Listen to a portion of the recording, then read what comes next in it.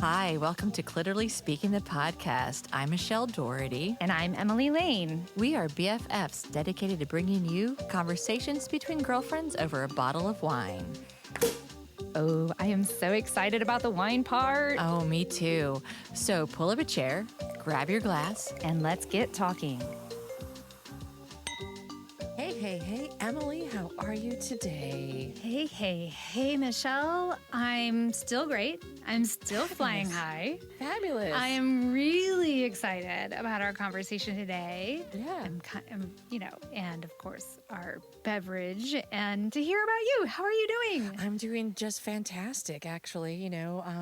Everything is going really well. I'm dealing with going through the college visits with my youngest. So it's kind of like a little bit of reality check because, he's pretty amazing. And Yeah. and I don't want to keep him from experiencing life in any way. It's going to be hard to see him go, though. It's going to be really hard for me to survive once he goes off to college. Should he choose to go off to college? Should they give him all the money that he wants that he deserves to go off to college? So, so a little bit of middle of that. I'm very pleased. His ACT scores were great. His GPA is great. And, he's excited about it. So that's what I'm in the middle of right now. Oh, that's wonderful. We should know, he's already been accepted to one school, got a financial aid package already from one. We should be starting to get some other ones in. And, my thoughts are the closer, the better. But if he wants to go down to Loyola of New Orleans, I guess I'll deal with that too, right? Absolutely. Right, Road trips, here we come. Yeah. So, do you like how I just assigned myself as we're going on road trips? Absolutely. Yeah. So I will just go ahead and warn our listeners for the next 7 months. You're going to hear about William's going to be graduating high school. How am I going to live? William's going to be going off to college. How am I going to live? William has gone to college. How am I living? We will take care of you. That's the theme. The clitoral community will step in. We'll bring our champagne. We'll bring whatever you need. Tissues, prop me up. Check in on me. Right. Because even during COVID times, I don't want to get too crazy here, but during the COVID times, I got a splinter in my foot twice. Twice. I got a splinter in my foot, different locations, different times. Yeah. But he got the splinter out. That is a loving sign. What am I going to do when he goes off to college? And if I can't get the splinter out of my foot, where am I going to go, Emily? I'm going to have to go to urgent care. I think you're going to have to call the same guy that got the bat out of your basement. I'll have to take applications for splinter remover guy. I'm pretty sure. I think there are plenty. There's probably a fetish out there with that. I think so. You might want to be careful given a conversation that we had the last time of the month. Yes, absolutely. Yeah, absolutely. But that's what I'm dealing with. Glad to be in the studio. Glad to continue celebrating our defeat of fascism and moving forward. And today we have great wine. We have a great guest. So excited to have Jill Farmer back in our studio. Welcome back, Jill. Round of snaps. Yes. Snaps of friends. It's Hello. very good to see you guys again. Oh my gosh, absolutely. It feels so normal to be here and have our time together. So I'm grateful that we got to do this in the studio. Would have been fun doing it remotely too, I'm sure. Just the conversation is the fun part, but there is something that's particularly lovely about enjoying this time with you guys. It is amazing when it feels having this like little taste of normalcy again. I was watching, I don't know, one of the many shows on Netflix right now. There's so and many. I'm seeing crowds of people going into parties and all this stuff. And every time I see that, I look at that longingly, like wondering, when can I do that and actually feel like not the hangover concern that's going to be carried forward from this time of paranoia being around others? When will it feel right to be around lots of people again, like without a mask, without, social distance? So anyway, it is something to celebrate when we're very careful with our with our health now and are very selective about the people that we see. And thank you for trusting us. But it is something I'm really grateful for when we can actually have connection with people one on one. And I think that with the COVID times, we've become even more diligent when we're feeling like a little under the weather. Hey, I'm a little under the weather, not so sure. When before times we would have been like, just power through it, gotta get through. Yeah, gotta go to work. Gotta get, now we're Take like, that Dayquil. Yeah, and now we're just a little bit better because I know you and I both had the cold at the same time. Yeah. Yeah, it's like all of a sudden, I have a headache and I feel really tired. We have to think about this. Fortunately, I got tested and everything was fine, but there is that side of things that we sort of have to think through in a different way. And I think it's one of those. I think there's. I'm not in any way, shape, or form saying it's all rainbows and unicorns, and there's just nothing but silver linings when we choose to look at it from this perspective. And at the same time, there are some interesting side benefits that have come out of that. One, I think that will be great is if we can, as a culture, let us just stay home when we get sick, right? Exactly. We have this weird thing that somehow we're like we deserve an extra award if we show up sick at work and are still there. Yeah. Yeah. Look at me. Look at me, everybody. I have such dedication to this job. I showed up when I was sick. I'm working longer and harder. Right. And it won't be so weird now. I've had friends that have, I do a lot of work with physicians and coaching physicians around stress and time management. And they've been saying for years, like when somebody leaves our office because we know they have strep throat or bronchitis, I want them to put a mask on to go to Walgreens to get their prescription. Of course, we didn't have any, there was no paradigm for that. That would have been so weird that unless somebody was. And so now they're like, that's going to slow down the spread of some of the other not so great germy things that we give each other. I remember when I was going through chemotherapy and I was in the emergency room one time. And I had to have a mask because I was immunocompromised, and I felt so awkward sitting there with my mask. I almost resented it. You feel embarrassed a little bit. I was. Right? It was like, I've got chemo, something like that. And now it would not. It doesn't faze me at all. Right. With my mask. And another benefit I think for coming up that specifically benefits women. Back in 1993, Peter Drucker was saying, based on this new thing called the internet, people are going to be able to do work from wherever they are.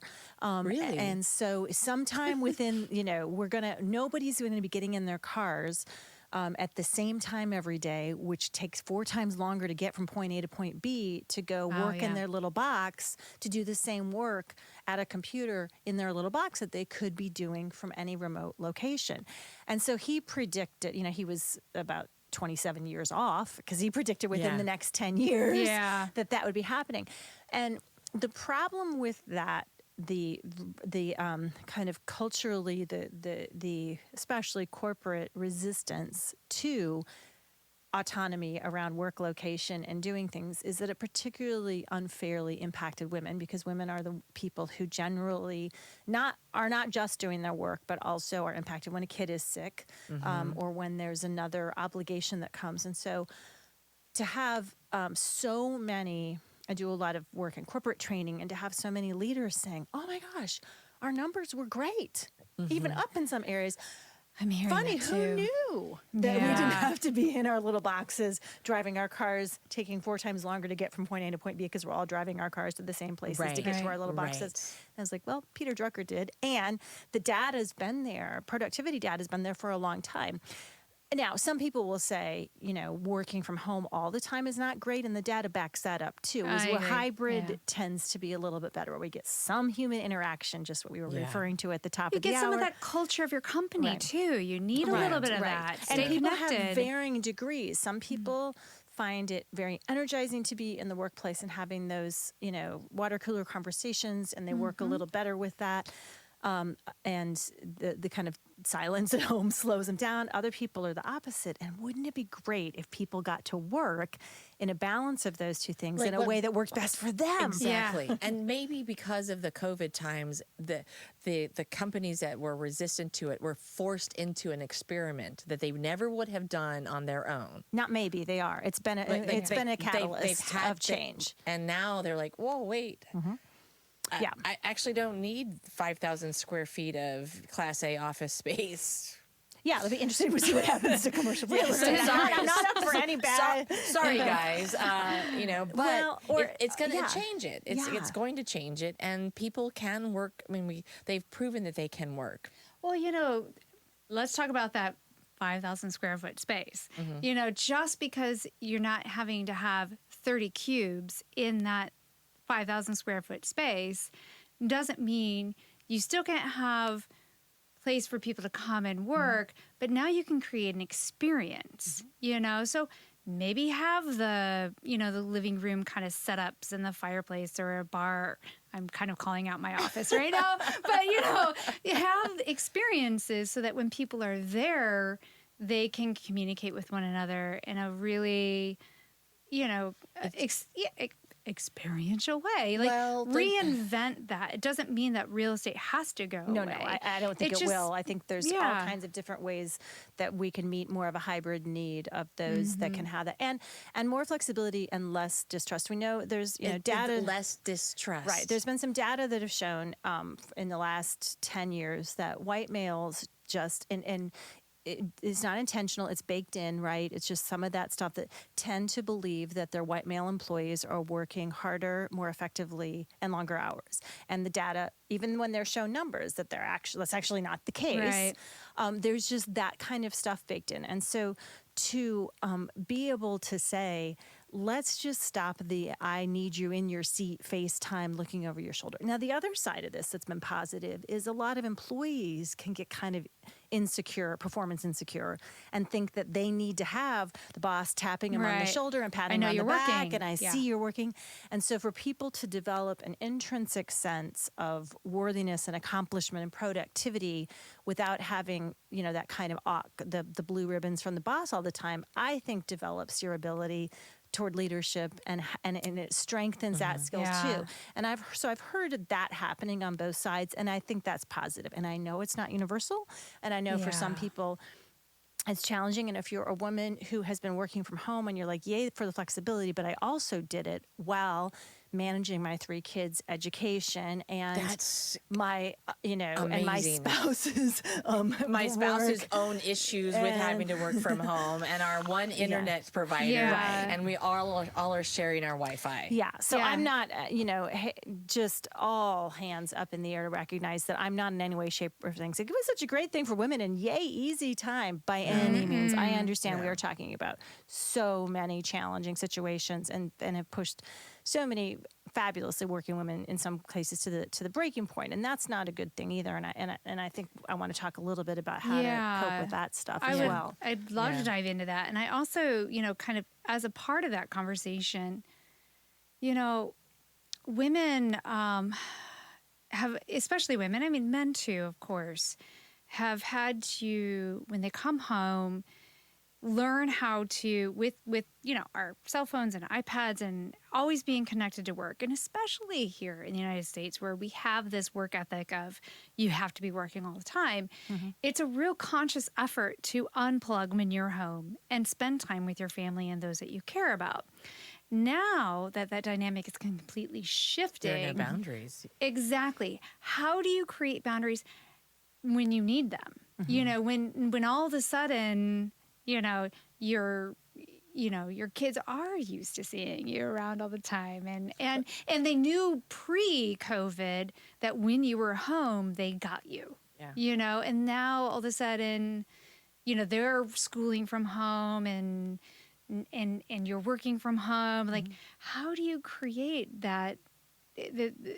That conversation to let them know, like, just because I'm working right now, I see complexities rising as a result of that. Oh, for sure. And I think there's a great book called Overwhelmed, written by my friend Bridget Schulte, who was a former writer for the Washington Post a few years ago, and now she is doing other things, working for a foundation, New America Foundation, talking about, sort of how do we let women and families thrive in these times of all this work. And that book, Overwhelmed, she talked about contaminated time, which is this theory that it's true for men and women, but it hits women harder. That when you're at work, you're thinking about home stuff, so you're not producing, and then you feel kind of guilty, and then you get home and you feel like, well, I was dealing with the fact that Jimmy forgot the permission slip, and so I was dealing with that at work. So therefore, I know I'm in bed and I should just be relaxing or talking to my spouse or doing anything else, but I'm going to get on and just send a few work emails because I didn't do it. And so, or I'm at the kids' soccer game and, I got to work on the deal. And what we know from contaminated time, for those who study that research, is I think of it as like a turbo boost of your exhaustion, because it has this other layer. It's not just doing the work. There's guilt, there's resentment. It does all these things that add emotional exhaustion to the process. And it also lowers your productivity. We're never at our best, at our most meaningful self outside of work, which is what I define productivity outside of work, is how meaningful and present and connected we are to whatever is happening. And at work, productivity is producing or creating something that matters to us in relation to whatever those intentions are for our workplace. And that contaminated time robs both of those experiences of their meaning and effectiveness. And so I loved that description because it helped me to label in my mind when I was not creating meaningful boundaries. And it's like, oh, I'll just do this one little work thing, or I'm working on this thing, but I'm stressed out about my daughter who's stressed out about her thing, and so I'm gonna let my mind, I'm gonna get on and Google things that I really have no control over right now during that work time. So I think there's another muscle that could be strengthened during that time if we would allow it to, is that idea of having clear boundaries. Right. We don't need to work 8 hours. We know that the old factory motivated time clock, that there's no magic to that, and that some people who are really focused and intentional can get stuff done in 3 hours that takes somebody else 9 hours because their brain's different and they have ADD and they're moving in and out of projects, and that all works great. And having a nice, clear container is what I call it. It's not walls, it's not a jail, but it's a nice, clear container of time that you protect to do the work that matters to you, to take meaningful breaks, and then to come back to it so you can be done and let done be done at the end of the day, so you can totally refill your tank. Yeah, it's like, let done be done, and giving ourselves permission. I feel as if, and I can look back on my own working life. I had a boss that was like, Michelle, the day starts at 8, not 8:05. Right. Had to see my face. I was out of grad school. I finally figured out when he would come in and say, "What do you think about this?" And I would ponder, give him a reasoned, logical answer to whatever his question was. And he was like, "No, I don't think you heard me," and repeat the question. And I learned after 3 years, he doesn't actually want my answer. He just wants me to say whatever you think. But I would look at like older people, who would try to put more time in the office. I had kids, then I got divorced, and then I had, then I was like moving up, and it seemed like I was always apologizing for my existence in whichever world I was in. Sorry, kids, I have to take care of this. Sorry, boss, I have to take care of this. Sorry, life that I don't have right now, I have to take care of this. And I want us to not be I don't want us to have to feel sorry for who we are, where we are, and maybe with COVID and our working from home and people listening to our podcast and this wonderful conversation, then they can start like, you're right. I shouldn't apologize for my existence. Yeah, I had an executive sent me a note because he and I were having this conversation. It was just over a casual as a friend, and he was just blown away by how effective. And again, they'd kind of surpassed the numbers. And he was an old school guy by his own admission, and just really always felt like the people that showed up a little early were just working harder. And I said to him really honestly, he said, I was so afraid that how could people just sit there for 8 hours and do the same work that they did in the office? And I said, just so you know, the research shows us people sitting at their desk in the office, a lot of times are just really good at looking busy. Yeah. And that's there's not it's not correlate to actual getting stuff done. Yeah. And so he was like, really? And I said, yeah. And so I said that if somebody else brain and effectiveness and efficiency work so they can do the same thing in 3 hours that somebody else can do in 8 hours, you need to stop caring It's like, how many don't you hours kinda it want takes. that person? Yeah. Don't you want this? Don't you want that person who, in 3 hours, can make what somebody can in 8? Like that does to me that this is somebody who's It's a really shift. It's a sharp whole and has. mind He, shift for yes, he them. wrote to me afterwards and said, you blew my mind. I got really stressed out because that felt very threatening to me. And it's like, what are people are doing? And he said, but I realized like I'm looking now at my own kids and how their brains work and how creative and efficient they are. And if they can do what took me 50 hours a week in my chair to do in 20 hours a week because life has improved, and then they have that time back to be with my grandkids or be with other people, you've really kind of, rocked my world. And it's not me. It's like, this is the truth of, what's happening in the world. And I'm just, so, and other people, if some people like being at their desk for 50 hours a week and they like It's being validating, there, right? And it's validating Yeah. and that's enjoyable for them and that's the bulk of their social life. And I am not criticizing that at all. I'm not saying by any means the new method is to see if you can get everything done in, 2 hours versus 8 hours.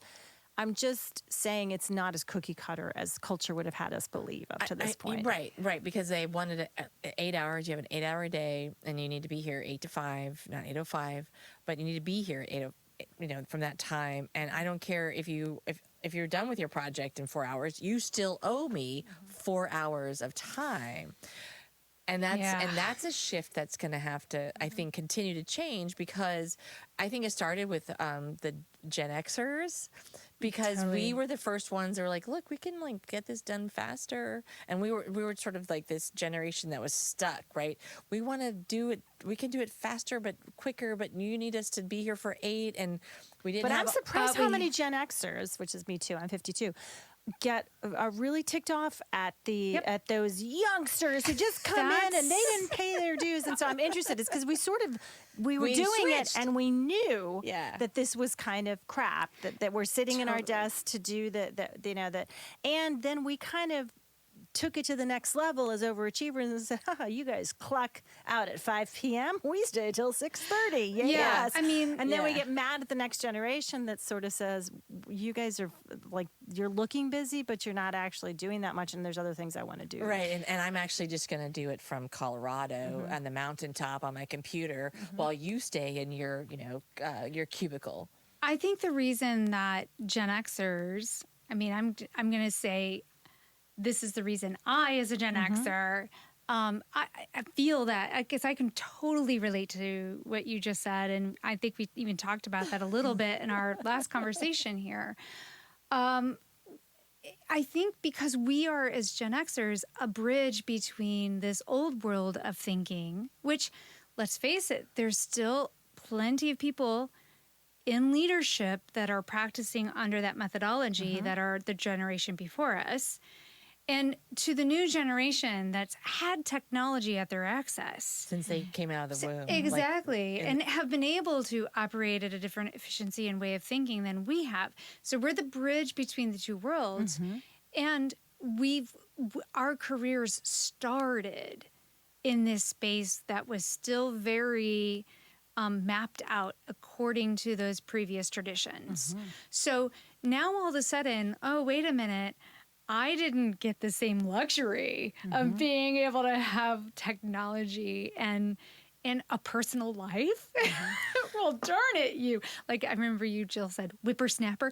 Darn it, you little whippersnapper, And so I think that there's, that's, for me, been a part of the struggle. I've made it through that transition. I'm now on board, because... Well, I think they taught us that, and I think COVID, this is another way it's teaching us, because we all have had, the most superhuman of my clients and people that I'm working with have had capacity issues, because as I have often said and listened to other psychologists, I'm not, but listen to psychologists say, COVID is like having an app running in the back of your phone that's draining your battery, and unfortunately, we don't have the ability to take that app off. It's just draining the battery. Yeah. And then I would add, we've got the COVID app, we've got the election app. Right. Regardless of what side you were on, Right. you Yeah. were paying attention, and it was taking focus and energy off of doing other things.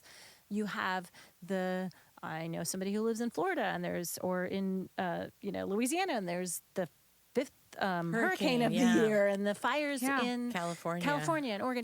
So And there's then your own personal Whatever's apps, going right? on. and My then mom, the my dad, economy. my brother, Yes, my whatever. the family members, Yeah. and so many things have converged in 2020. And other friends of older people I know who lived through 1968, kind of through 1970s. It was the same kind of thing. It's like, what else can happen? Yeah. With the assassinations and everything else. And I feel like we're kind of in one of those times. It's like there's a convergence of a lot of stuff happening, and that is draining our batteries. And when we're used to sort of like really getting a lot of ego hits from being superhuman, I think a lot of us have faced the humility of having to cry uncle this year, in one way or the other. And I think it's okay for us to have to stop sometimes and say, you know what, my battery does not have the capacity to do all the things and make all the decisions.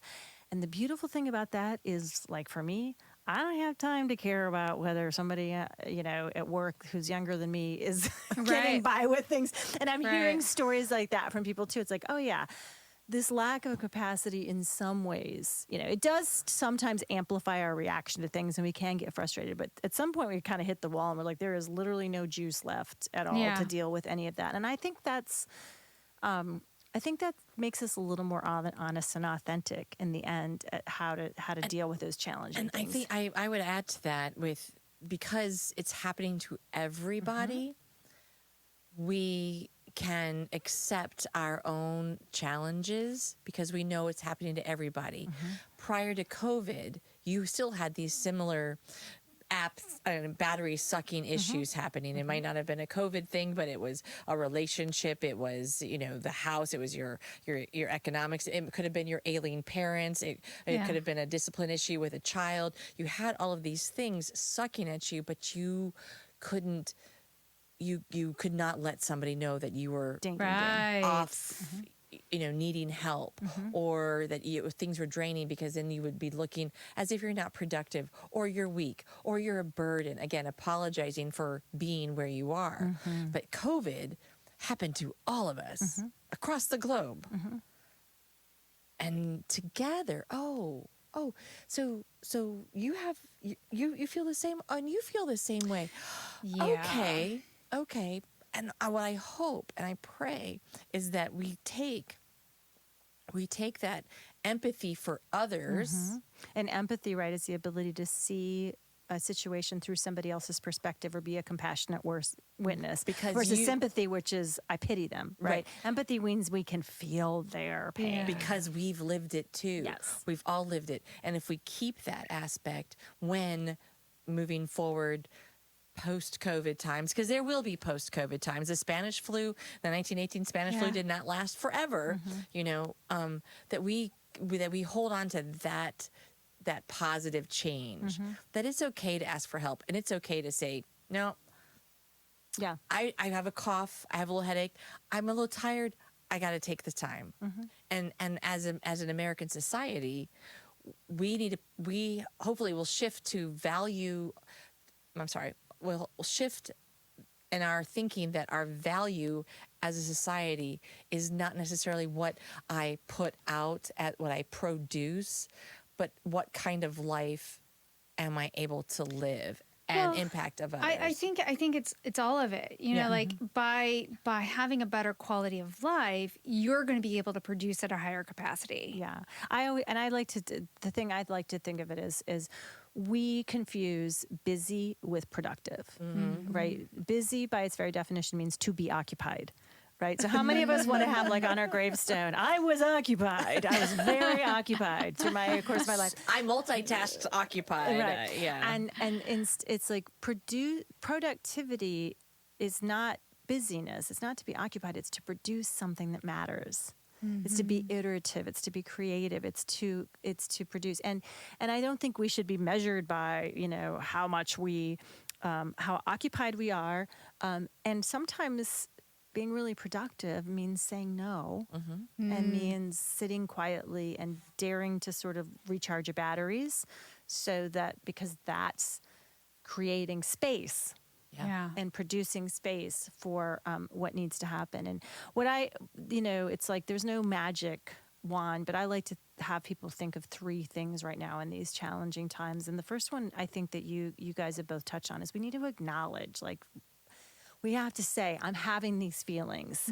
A lot of this has been, what I see happening a lot is people either denying, suppressing those feelings. It's nothing, and this is nothing, and this is no big thing, and this isn't worse than the flu, right? Yeah. Or having feelings and then having them at other people, as opposed to taking responsibility for processing our own emotions. So it's like I'm triggered by this experience, or it's created a reaction in me, but I'm going to have that reaction at you. And so I've been really inviting people to do something that a lot of us are really terrible at, which is learn to process our emotions. I was terrible at it. Well, don't you forever. think? I mean, on top of you were forced to home, you don't have your social life that you used to have.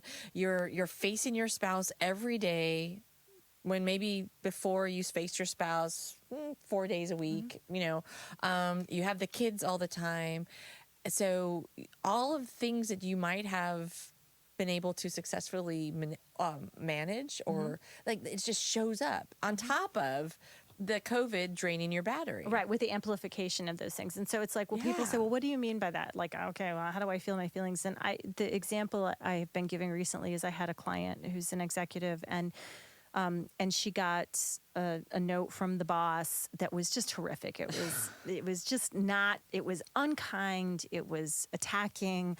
And Is this a boss from the older generation? No, it was just somebody that she'd had a very good working relationship with, and it was a tipping point. And she said, "You know what?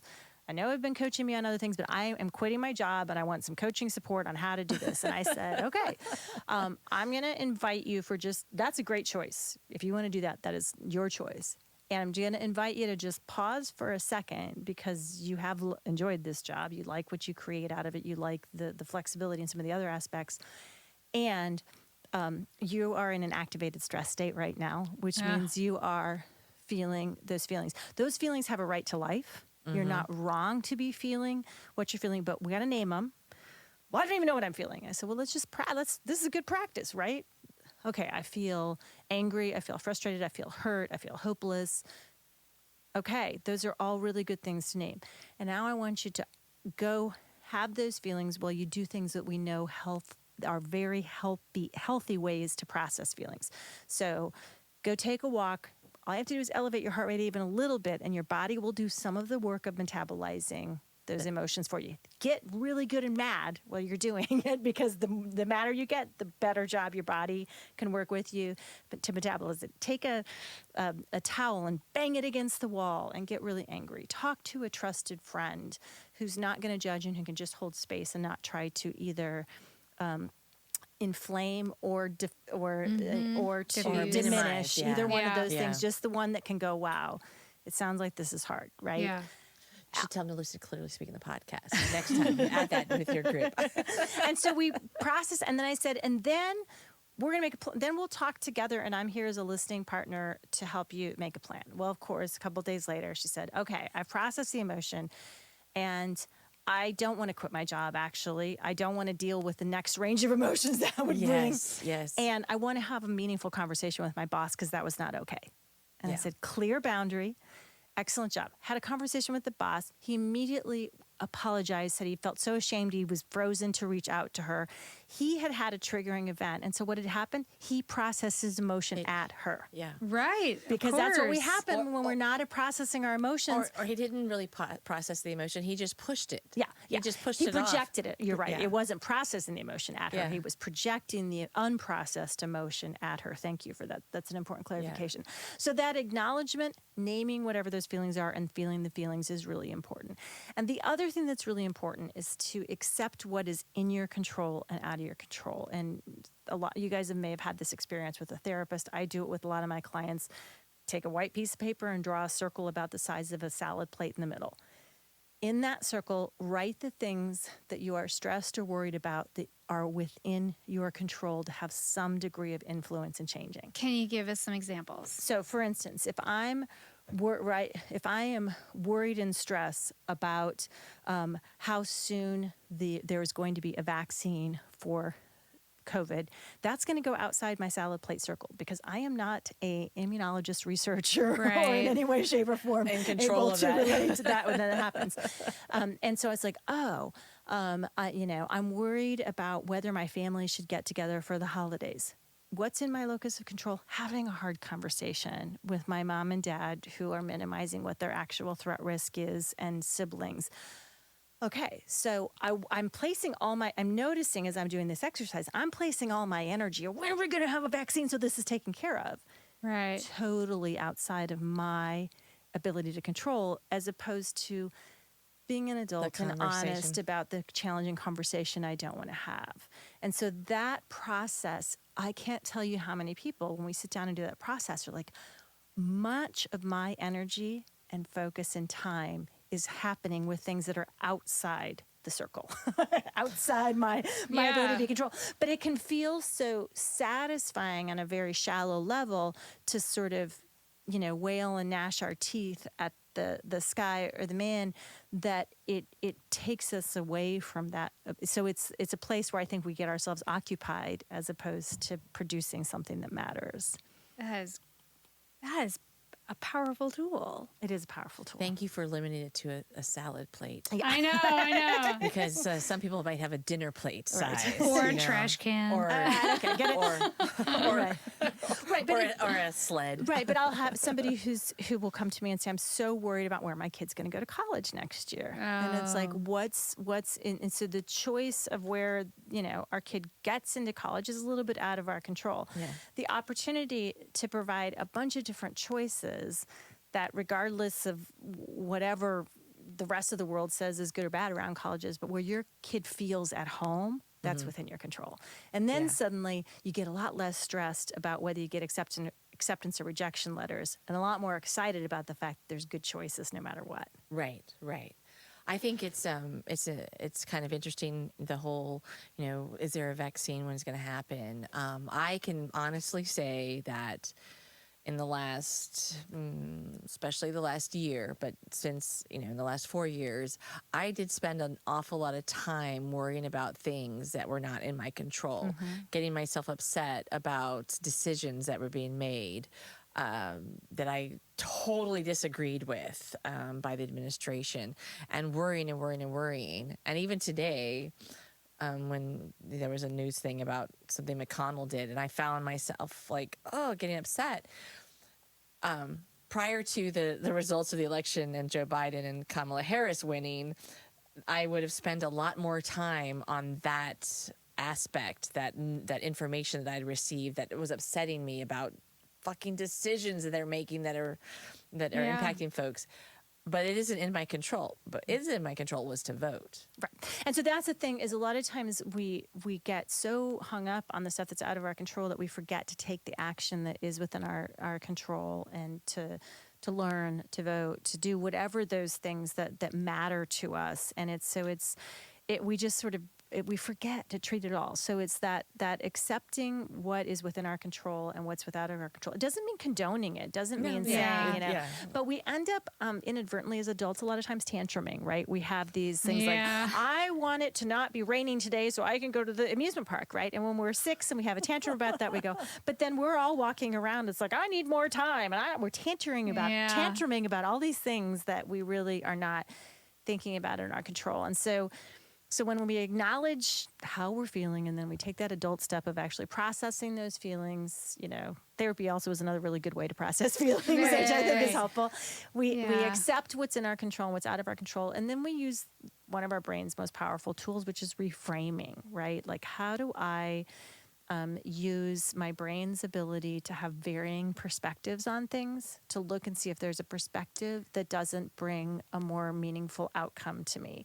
And, Yeah. and I used to hear that a lot, and it's like, okay, that's great, but I am very practical. It's like, how do I reframe? Like, this situation is Yeah. driving me nuts. I'm really mad at whoever, Yeah. that is frustrating me. And and reframing doesn't mean denying or diminishing. It just means being willing to look at a different perspective that might be more helpful, right? And so the ways that I have found it very useful to reframe, one of my favorites is I try to think about somebody who I respect a lot and who I believe makes really good decisions and has. Do you have any particular examples of Well, somebody? Michelle Obama's been a one of mine for a while Yeah. now. But Did you know? I know you guys thought she was gonna say Michelle Doherty, but she slipped in Obama. And I mean, it was like it was close. It was close. We had we were tied until she said Obama. I mean, But I'm second. Right. But somebody I'm her second Michelle. Right, or it could be, my sister, who's really just a calm, wise Is her person. name Michelle also? No, her Oh. name is Beth. And, or whoever that is. And I think, okay, in this situation, how is she reacting? What is she doing here? And it's interesting because almost immediately it's like, well, she's not up at 2:00 in the morning spinning scenarios about things that are out of control. It just gives us an ability to reframe by thinking at it through that with empathy, often through somebody Sure. else's lens. Another way that I love to reframe is I call it the tens. Is this going to matter in 10 minutes, 10 months, 10 years? And suddenly you get out, it's like all of a sudden I'm not a filmmaker, but you guys know more about that than me. But if you're zooming out to Sure. that big, wide vista perspective, suddenly things look a little less, yeah. scary than if you're looking up at it up front. I also like to ask myself the question is my future self going to be glad that I'm reacting or behaving the way I am in this moment? That's a great. I think It that's a really good works. question. It works well sometimes, even for just little stuff like this morning. Like, I'm sick, it's Monday morning. I don't feel like exercising. I was like, well, is my future self at 5:00 when I'm getting ready to go have this amazing conversation with these wonderful women and drink a glass of wine, be glad that I got my exercise in this morning? Yeah. The answer is yes, it was. Even though I didn't feel like it in that moment, my future self would have appreciated that. So I find that to be an effective way. And then the other thing I'd like to just, the simplest thing is just to ask yourself, is it helpful? Is this thought helpful to me, right? So I had a client reach out whose mom, very frustrated and just spinning for days. And the thought, my kid's school district doesn't know what it's doing at the beginning of the school year. They don't know what they're doing, and they don't know what they're doing, and they don't know what they're doing. They're idiots. They're sending us all these different information. And I said, okay, is that thought helpful? And she says, no, but it's true. And I said, yeah, sometimes stuff is true, but it's not particularly helpful.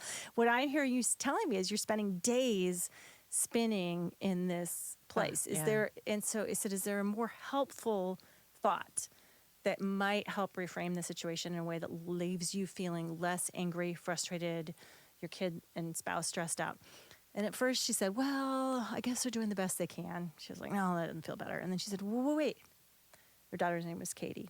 And she said, what I really want is for Katie to learn at least something this semester, to get something out of this experience and not just have it be a black hole of screen time and lack of experiences. And then I didn't say anything else. And immediately she said, okay, plan A, plan B, plan C, plan D related to her learning so that this isn't a black hole and there's something meaningful that comes And that out was of it. within her salad plate. That was within her salad plate, right? Yeah. And acknowledging, that she was so mad at them and the decisions that they were making that she was forgetting that she had some choices and some decisions that she could make here too. But it takes reframing for us to get there, because we get so hung up on being right, and on, I do anyway, and on having having the battle, usually just with ourselves, but with the imaginary foe that we have no really ability to battle, because they're not battling back. They don't care whether I think they're idiots or not. So on that thought of, everybody having this thought that you're right, your opinion's right? And knowing that we've been through a very polarizing moment in time in our country's history, talking about empathy and reframing and all of this where we are with this discussion. knowing that there are in all of our lives people, Michelle, you have family members do. who I are do. on the other side of the ballot. Jill, I believe you are as well. I have dear friends that are as well. How do we manage these conversations going into a transitional period with empathy, without bitterness? How do we come into these conversations in a safe place, letting them know that, you know, we're on the same side. We're humans, we're Americans, we're people of the world, you know, and Right. we want the best thing for everybody. Like, how do we Right. The support left and right these- wing come from the same bird is the thing that I've been Right. enjoying to listen to Because the recently. middle won't fly without him. right. Right. So how do we support these kinds of difficult conversations with people that we love, that we know are hurting right now? Yeah, and I think, first of all, it's to recognize that thanks to the magic of artificial intelligence, that most of us have been, if we spend any time on social media or YouTube or anything else, most of us have been in a vacuum a little bit. We've been mainly hearing that we are right, Yeah. and that the threat that we fear most is accurate and actually, worth fearing. And that anytime we know the brain science is there, that we're listening to confirmation about the thing that we fear a lot, it's kind of like going from having a 6-cylinder car and you're just only firing on those 2 cylinders. It limits our ability and our capacity to see other perspectives. Let's talk about that just for a second. Sure. So what we're referring to with the AI technology has been around definitely, actively for the last handful of years. I remember I was working in the technology sector from 2000, 2012, and AI was really coming to place during that time of, computers really learning how to make decisions based on how you're interacting with the computer. And we know very clearly that AI has taken a deeper role into consumer behavior. We're talking online. We're in this digital world, right? We're going to websites, we're consuming information on Instagram, YouTube, Facebook, all of these, Twitter, and there's learning that is cultivating the information that we are consuming and going, oh, Emily, we see you reacted very positively to information about Kamala Harris, to Obama, to puppies, Right. to fashion, whatever. And so it starts feeding information my way that informs me on these topics that I'm really interested in and believe in. And so now if you take the last 4 years and know that I respond to information that supports my beliefs, and you go, okay, that's me. Meanwhile, I might have a family member that might be seeing the world in a completely different lens because of the content they're getting pushed at them. Right. Right? I think that is an important thing to really recognize, that we all are not just coming from different perspectives of how we were raised and our privileges, but like literally technology at this point in time is sending us very curated information. Which changes our brains. And we Right. have to all own that fact. And we all feel like it's changing it for the better when it's Right. affirming whatever our perspective and our worldview is. And I'm right. It's sending the right. information. And the thing that's been helpful for me to remember is that, we have a fallible, but that's kind of what works, 2-party system where those 2 tensions support the best and the worst of where the weaknesses and blind spots are in both of those. And they're also very big tents. So we want to say that somebody who's in, the other tent has XYZ in this column, narrow-mindedness, or is going to create whatever thing, but it's a very big tent.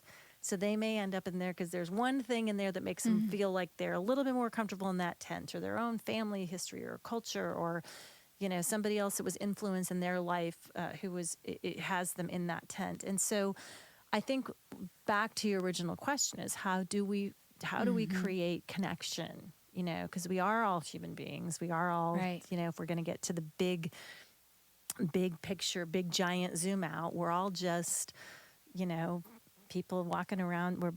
We're in our meat suits on our bones, who just have a lot of the same human hearts beating, with the very similarities that are not nearly as different or separate from each other as we want to believe. And I think one of the first things that we need to do is to listen to each other. And one of the things that I found that has kept me in conversation with friends who have very different political views and support people that I find it more difficult to support based on their experiences, I'm curious what they're afraid of. Because I'm very driven, when I step back, I can see I'm very driven by what I'm afraid of. And I tend to create hyperbole and a lot more emphasis around the stuff I'm afraid of, and diminish the stuff that other people are afraid of that I don't think really matters, because especially when it's the other team, I'm going to do that. So when I can get a clear understanding of what they're afraid of, I get a clear understanding of their humanity. And I like to be able to say, well, this is interesting because this is what I'm afraid of. And why aren't you afraid of that? And I think that's an interesting answer to get to. I think this is absolutely fascinating, and I'm trying to imagine using this sort of discussion with the people I've interacted with, family members, and I'm just going to put it out here like this. I almost resent the fact that I have to be the one that has this conversation to help them accept who I am. I don't get from the other side within my family welcoming. The same, Michelle, what are you afraid of if you were to think this way, or if you were to listen? I mean, it doesn't come like that. It is always you are so wrong. It's a lecture. It's not a discussion. It's not a dialogue.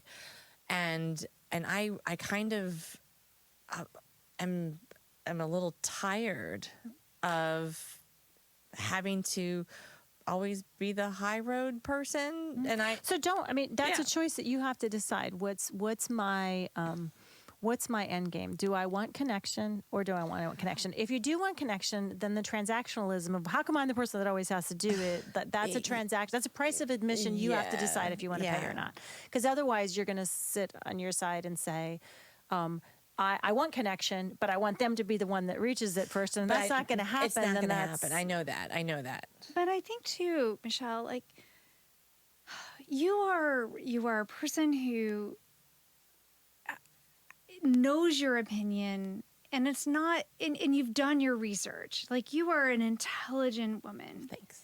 And I don't think you would be happy if you just set aside and was like, this is how they feel, and that's that. I think part of your makeup is, if you have the right tools, if you know how to put stuff in your salad plate and off your salad plate to deal with stress, and you know how to maybe usher an uncomfortable conversation with somebody that you love, I think that I would encourage you to do so, because you're one of those people that you're not going to be satisfied by going, I could have had that conversation. Well, we've managed over the last 4 years to avoid the conversation, because it was shortly after Trump had been inaugurated, and we had gone to a protest march. It was when he was changing all the immigration rules and the Muslim ban and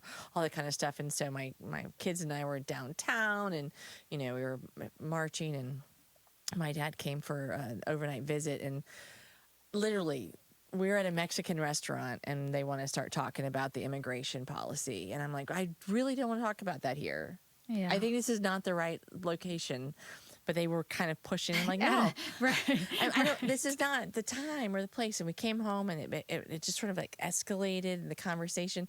And one of my kids just looked at my dad and said, "Do you hate us?"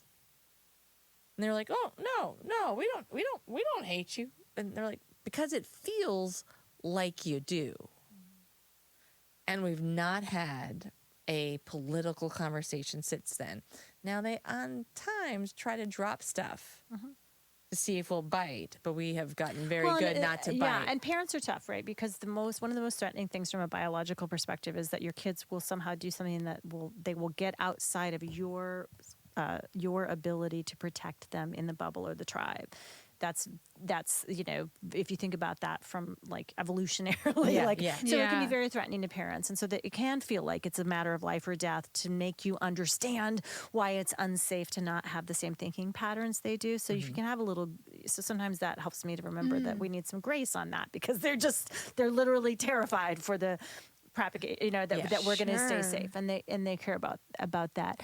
So one of the things, there's all kinds of great people who do conflict communication and management, and I've been finding some of the ideas and tools that they use really helpful right now. And one is when somebody starts with, here's what I'm feeling, or here's the facts. What I can name back without being patronizing is, I understand you're afraid of XYZ. So sometimes you ask what they're afraid of, but sometimes when they're telling you, this is why I feel strong about that. Okay, I hear what you're saying now. I can see you're afraid of XYZ, and you're smart, unless they're stupid. You don't have to say they're smart. Yeah. But a lot of times they are smart. A lot of times, and so I and that's sometimes the most frustrating thing is we're like, God, you're so smart. And I How see you're are smart. you? And here's and then and I'm curious, and can I share what I can get triggered and what I get afraid of? And I'm not saying without saying which one of us is right. This is just information,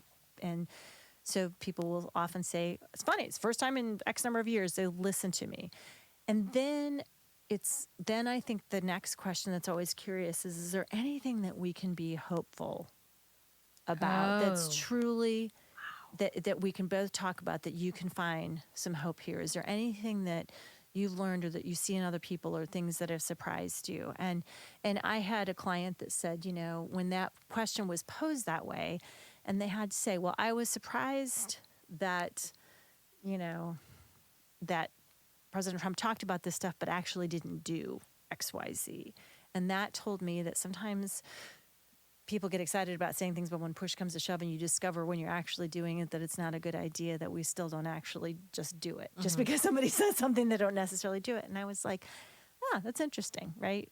That's a good place for all of us to be challenging ourselves. I mean, there's no exact formula. We have some very good friends who we own a lake house with, who are who have very differing political opinions. I tend to have views that make everybody mad, because those experiences as a journalist, I'm a little bit of a devil's advocate, and I register in the middle, which makes people, because I can, I think everybody gets a little self-righteous and a little bit indignant, and so I like to sort of poke at where that is, which makes it for interesting times at home and with my family. You ask good questions, which help you. And we really tried to model with this couple friend of ours in front of all of our kids who are in college how to have civil but honest conversations. We didn't avoid it. We didn't dance around it. We got mad at each other at times, but we apologized when we overstepped. We named it to each other when we were talking at each other as opposed to each other. And I keep telling people, we're proof that you can have a deep and abiding love. I think we love each other more now as friends, because we have sort of made it through this and still said, I can understand your brain is wired differently than mine around these certain issues, but that doesn't make you a bad human being. Right. Yeah. I was going to say, it sounds like that your relationship with the other couple is transcends the climate that we live in. And it didn't sidestep it, right? Because there's experiences when you talked about, like, sometimes you just put stuff on hold and say, we're not going to talk about it. And that's okay to a degree, except for sometimes then it becomes this big giant thing that's taking up all the space in the room because nobody's actually addressing it. Well, those are decisions that you make because, I can speak to certain relationships that I have that I've made the conscious decision to say, we can't go there. Right. Because the price of admission is too high to have that, because there's no changing I want minds. a relationship, and that just means we can't go there. Meanwhile, I have other friend relationships that are, we do go there. And they're two of my best friends, and And I trust them with every part of me. If the world was falling apart, I'd go be with these girls. And of course, okay, Michelle. well, if I'm not busy. Of course. If I'm too busy, right, yeah. And so, but we definitely have different beliefs. And we do trust each other enough to have the conversation, which is great. So, but I absolutely understand that, we don't always feel like we can go there because if we still want a relationship. Yeah, And that's sometimes true too. And more I've had that, and what I've learned with another friend of mine who has very strong feelings, and so I was avoidant because I didn't like to feel this strong. And what I've learned to say is we love each other, and if you get very triggered because you love me so much, you want me to agree with you, but you're having your anger at me about something that really has nothing to do with me. And so I want us to talk about it if we can stay calm, because when you get angry, you get angry at me. I'm not mad at you. I just want you to understand. I said, well, that's mad at me. That's mad at me not being who you want me to be, and that doesn't feel good. You were kind of like the badass at boundaries. Except for when I'm not. Well, because I've been terrible. I was terrible at them for a really, really, really, really long time. My boundaries were if everybody else would just act like I think everything's fine. And then I'm going to over process and be a little bit better, so you'll see that if you do this, it'll work out too. And it was a terrible strategy. And so I had to get good and better at saying, I'm wondering and I've gotten really comfortable at messy conversations, because my richest experiences in life have come from being more honest in messy conversations, being willing to be wrong.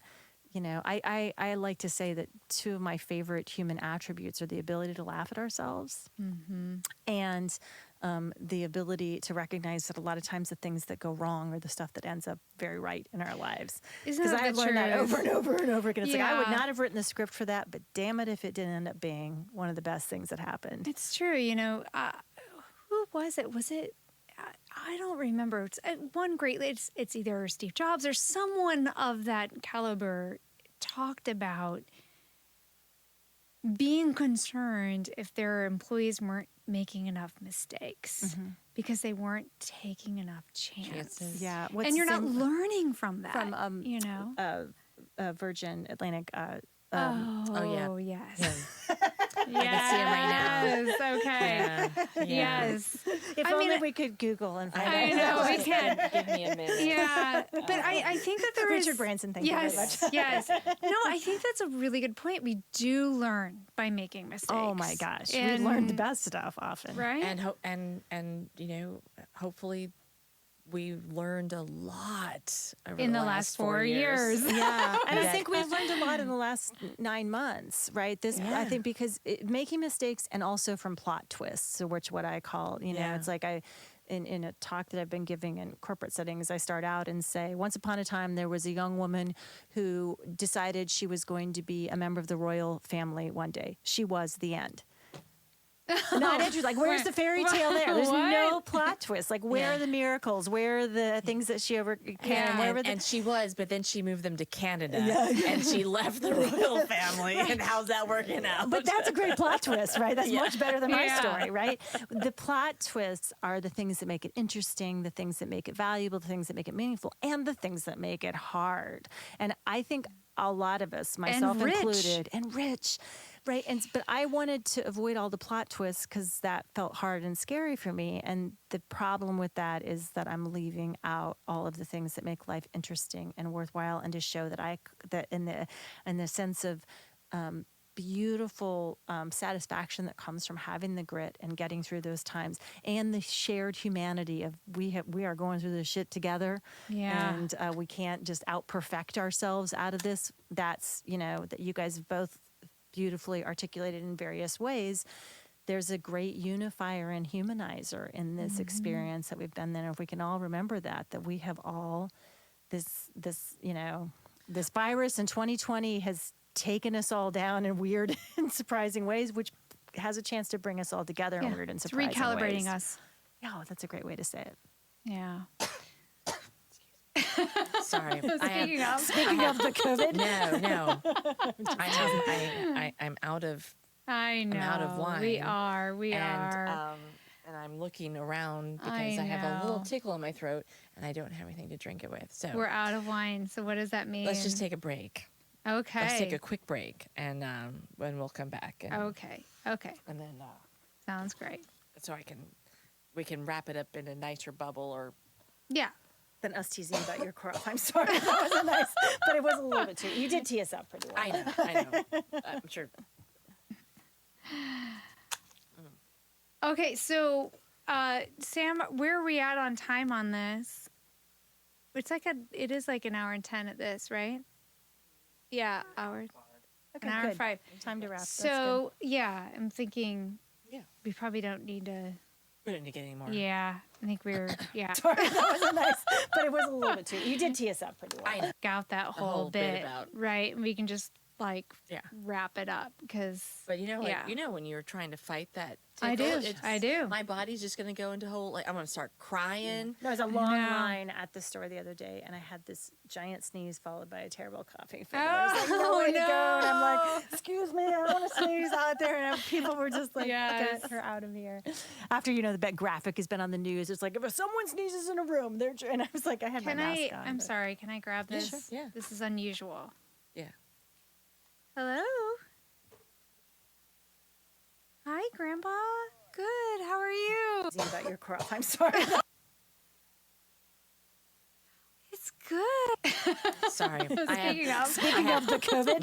No. I'm out of I know. out of wine. We are. my dad. This virus in 2020 has taken us all down in weird and surprising ways, which has a chance For he must you. have passed. This virus in 2020 has taken us all down in weird and surprising ways, which has a chance to bring us all together in Yeah. weird and It's surprising recalibrating ways. us. Oh, that's a great way to say it. Yeah. Oh, History. good. We found we knew what his mother's name was. Well, I'm definitely And, thinking about you so guys. he was I hope connected you're, with you're, her family in keeping Canada. Safe. He was Are adopted you, from Toronto, Canada. But then we found who his actual biological dad was, and his name is Morgan George. I am. And in my fact, dad I'm in has a my half sister who lives in podcasting studio Vancouver, right now, Canada. But I saw that you called. That looks like and my I was dad if my dad were a worried, girl, especially and she's given only this 3. in leadership that are practicing under that methodology that are the general. Processes emotion at her. Yeah. Right. Morgan marching, and my dad came for an overnight visit, and literally we're at a Mexican restaurant and they want to start talking about the immigration policy, and I'm like, I really don't want to talk about that here. Yeah. I think this is not the right location. But they were kind of pushing, like, no, Right. I don't, this is not the time or the place. And we came home, and it just sort of like escalated in the conversation. And one of my kids just looked at my dad and said, "Do you hate us?" And they're like, "Oh, no, we don't hate you." And they're like, "Because it feels like you do." And we've not had a political conversation since then. Now they on times try to drop stuff to see if we'll bite, but we have gotten very good not to Yeah, bite. and parents are tough, right? Because one of the most threatening things from a biological perspective is that your kids will somehow do something that they will get outside of your ability to protect them in the bubble or the tribe. That's if you think about that from like evolutionarily, so it can Yeah. be very threatening to parents, and so that it can feel like it's a matter of life or death to make you understand why it's unsafe to not have the same thinking patterns they do. So if you can have so sometimes that helps me to remember that we need some grace on that, because they're literally terrified for the propagate, that we're going to stay Sure. safe, and they care about that. So one of the things, there's all kinds of great people who do conflict communication and management, and I've been finding some of the ideas and tools that they use really helpful right now. And one is when somebody starts with, here's what I'm feeling, or here's the facts. What I can name back without being patronizing is I understand you're afraid of XYZ. So sometimes you ask what they're afraid of, but sometimes when they're telling you, this is why I feel strongly about that. Okay, I hear what you're saying now. I can see you're afraid of XYZ, and you're smart, unless they're stupid. You don't have to say they're smart. Yeah. They're not, but a lot of Right. times they Right. are smart. A lot of Yeah. times, and so I And that's sometimes the most frustrating thing is Right. we're like, God, you're so smart. and I see How you're are smart, you? and here's and then and I'm curious, and can I share what I can get triggered and what I get afraid of? And I'm not saying one of the without saying which one of us is right. This Yeah. is just information, and so people will often say it's funny. It's the first time in X number of years they listen to me, and then I think the next question that's always curious is there anything that we can be hopeful about that's Oh. truly that we can both talk about, that you can find some hope here? Is there anything that you've learned or that you see in other people or things that have surprised you? And I had a client that said, and I was, it's just unusual. They're Did they usually it's unusual for them to call at 8:30. They're in Florida. It's 9:30. There's a hurricane heading their way. I just wanted to make sure they were okay. So we're just thinking of you. Were they just wishing you happy birthday? they were just calling to say hi, And I'm like, oh, this is really random. Usually they call in the morning, and That was so that's why I was like worried. I'm like, Yeah. okay, they're calling. Yeah. So Is this your mom or your dad's side? my dad. Okay. Yeah. So my grandpa's 96. Oh my Okay. god! And They still live at home? mhm. Wow. you got good genes. Mhm. Yeah. Yeah. So yeah, they're like, oh, we've got the storm shutters up and all this stuff because It's coming. I mean, it's coming. the hurricane season usually ends in November, like the beginning of November. Hurricane season's over, and it's still going. Yeah, I But know. it's also 81 degrees here today. I know it's gonna be colder tomorrow. But I have Yeah. we were talking about the ancestry.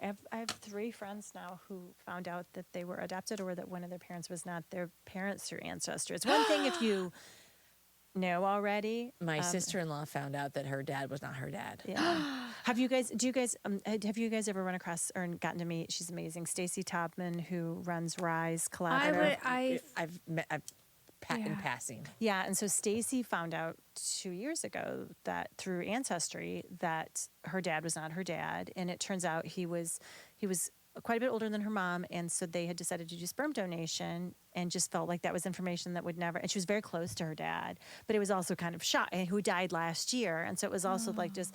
And so she was like, I wouldn't have cared at all. Like, why couldn't we? But it was just they were just, and so but her biological father, who kind of was like, it seemed like a good idea at the time, but I always wondered, like, where is this progeny?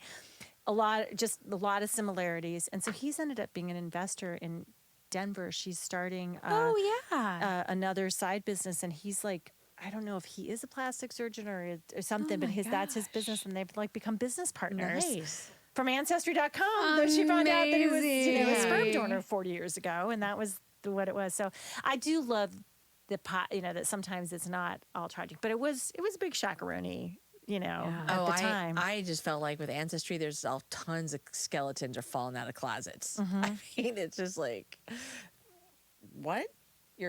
And my sister-in-law, she found out her dad was not her dad, and she had 3 half-sisters in Tulsa, and they all texted her. She's like, I can't handle it. It's just like, I don't need all of this stuff. But her father was like, well, I always kind of wondered, Yeah. But I was okay with it, because she's still her. I mean, he raised her, so. Yeah, But my interesting. dad, I think I would just love to know Margaret Larkin's story more. Well, my dad found out that he was half Norwegian instead of just Swedish, and it took him a little while. He was like, Oh boy. I was like, Dad, it's all one landmass. It does. I mean, it's like You gotta understand Did you that. ask him what he Right. was afraid of? Yeah, I was like, dude, I said it's all one big landmass. Well, but there was this like There's a ethnic line. rivalry, and so there was always we would make fun of the Norwegians. I'm like, well, you were wrong then, clearly, because that's half Yeah. of your genetic makeup. now you've got empathy. I forget what I was watching on. Should we wrap this up?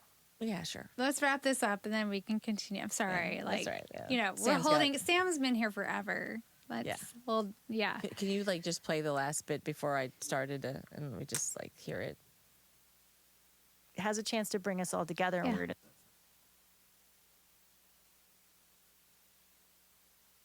in this experience that we've been there. If we can all remember that we have all this virus in 2020 has taken us all down in weird and surprising ways, which has a chance to bring us all together in weird and It's surprising recalibrating ways. us. Yeah, that's a great way to say it. Okay, let's take it from there.